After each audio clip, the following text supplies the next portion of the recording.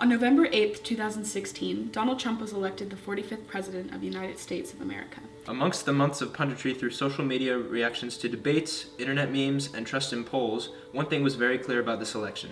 To the younger generations, this wasn't meant to happen. When the Republican nominee won the election with 74 electoral votes, younger generations reacted by flooding the internet and flooding the streets. This is why. I'm a Mexican American. I'm a Black woman. my mom is an immigrant. I'm a Saudi Arabian. I'm a Vietnamese and Syrian American. I'm not a minority in any sense of the word. My dad's Venezuelan, my mom's Swedish, and I'm born and raised in the USA. The reason I'm here, as all of you guys are here, is that a spark was started last week with the voting in of Donald Trump. When I found out about the election results, I was surprised, to say the least. I went through the stages of grief. It was kind of surreal. Definitely something I didn't expect. I was sure that Hillary would win. On social media, there were a lot of people that didn't really know what to do with themselves. They were afraid for both themselves and for other people of minorities in America. It was intense on social media. There's this huge meme that 2016 is the worst year ever, and there's a lot of that going around. Social media was a really, really powerful thing in this election for both parties. And I think that it really opened up a lot of doors into new discussions and how we are going to address them as the youth in the population. And I think the social media overall was something that was impactful. I saw so many memes. There were lots of especially during the debates. There was the one where Trump's stalking Hillary. That one was really funny. I also saw, I think, which was probably the most hopeful and beneficial posts I saw, were people that clearly they were upset with the outcome. They had not wanted Trump to win, but they're still hopeful for the future of America, that despite who the president is, they still are a president, and we should still try to unify around that fact rather than just trying to constantly be upset with it. Your voice matters.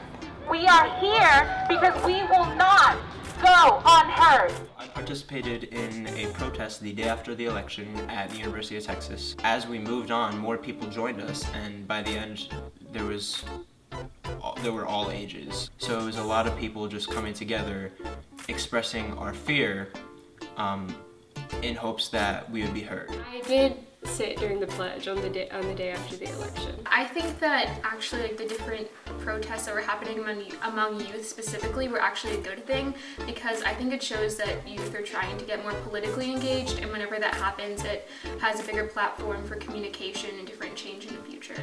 Being opposed to the protesting is really backwards, because this is a country that was founded by protesters, really. I don't want to be the type of person that's just going to sit there and not work with what we have, but instead to be the type of person that would want Donald Trump to be successful in his endeavors. On a large scale, it was very peaceful and also had the motivation of not only being able to impact future elections, but also to shed more light onto social issues that especially younger generations care about. I don't think speaking out against the election creates a division or anything. I think that in order for a country to move forward, that we do have to be able to get these problems out, talk about them, have it be heard. Saying it's divisive is akin to saying that we should forget about race in order to solve racism, or we shouldn't talk about sexism in order to solve it. It's a little bit ridiculous. A lot of people have said that, there's no point to protesting. What are you trying to accomplish? What's done is done. And I agree that what's done is done. We're not trying to change what happened. Our goal was to have our voices be heard. I was feeling a lack of hope, and I wanted to unify with other people who felt the same lack of hope in order to give ourselves hope for the future. And I would say to the older people who say that younger people are being disrespectful in their protests, that they should encourage us to voice our political opinions. Go to your schools. Talk to your friends. I really hope that he succeeds as a president. Wanting Trump to not succeed is like wanting the captain of your ship to be drunk. I think what Donald Trump can do to begin to bridge the divide is just go forth with his presidency in a respectful and positive manner. If he discourages the violent, hateful acts that were committed in the days after his election, If he discourages that kind of action, he'll be one step closer to unifying this country. He probably should apologize for some of the things he has said towards targeted minority groups.